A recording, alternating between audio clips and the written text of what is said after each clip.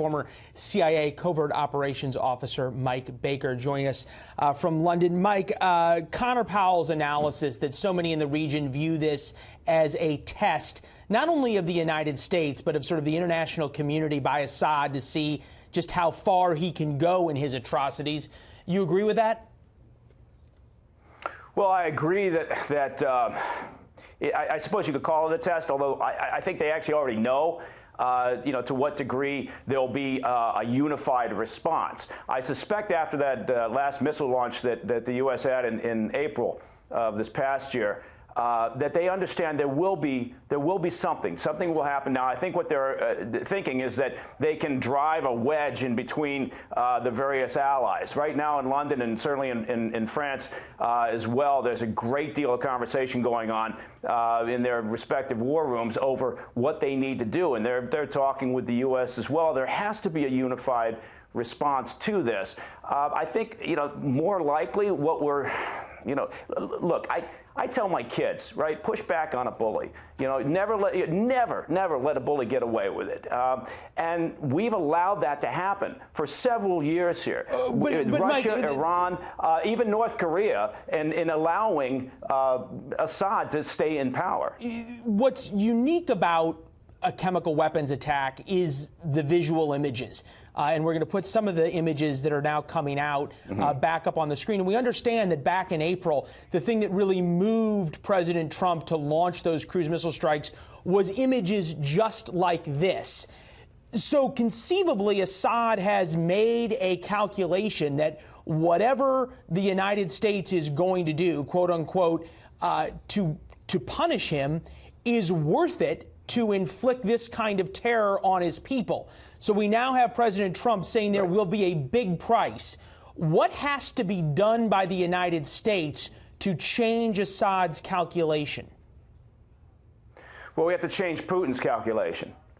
We have to. I mean, because the only reason that but what is concrete actions? Is because of what concrete actions can be taken? What is a disproportional response that would make Assad and Putin, who's the guy really supporting him, say, "Okay, we miscalculated. We're going to take a step back"? Right. Well, I think it's there's so many layers to this, but what we've got is we've got Putin over the years, and look, let's be clear, Assad wouldn't be in power unless Putin had stepped in and conducted very significant airstrikes. By the way, killing a lot of civilians at the time, but also Iran supplying Hezbollah primarily. And also, in fact, North Korea. North Korea has been supplying a variety of technologies. So what do we have to do to change the calculus? We've got to convince all the players, front and center being Putin, that this has got to change. But the problem is we're fighting history. We're fighting years now of I get all that, but the other way. So the U.S., the administration just sanctioned 17 essentially either Putin oligarch friends or business organizations. We've thrown out a bunch of their diplomats because of the gas attack against the guy in London, the former Soviet spy. None of those things change Putin's calculus. So give me some concrete actions. Right. Do you have to take out? Do you have to go bomb Assad's palace? Do you all of a sudden start lighting up Russian aircraft with U.S. anti-aircraft missiles over Syria, and all of a sudden have an air war? What is it? What concrete action is there?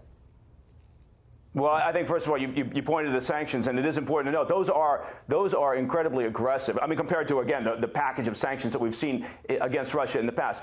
So keep those in place, layer on more. But then as far as a military response goes, look, we know a handful of sites in Syria, a couple of them outside of Damascus, where they have in the past been producing chemical weapons. Let's level those to begin with. As a proportional or whatever you want to call it response to this latest attack. There has to be, I would argue, look, unless what we're saying is we can live with this behavior, unless we're saying as a country we're okay with allowing this sort of behavior, and if that's the case, if that's how we want to be, if that's the people we want to be, then fine. Let's all focus on internal concerns and talk more about Russian collusion. But if we decide that we need to take a stand, we've got to lock down the information. We got to confirm all of this, and then we've got to take an action. And I would argue that let's go after some sites that we've already targeted. We already know what they are, and we've got that mapped out, right? We know it's not like they're sitting down for the first time talking about this. So. Conceivably, the president has come up with something. If he says there's going to be a big price, that's a promise that a president has to deliver on. You can't put out that threat or that warning without it.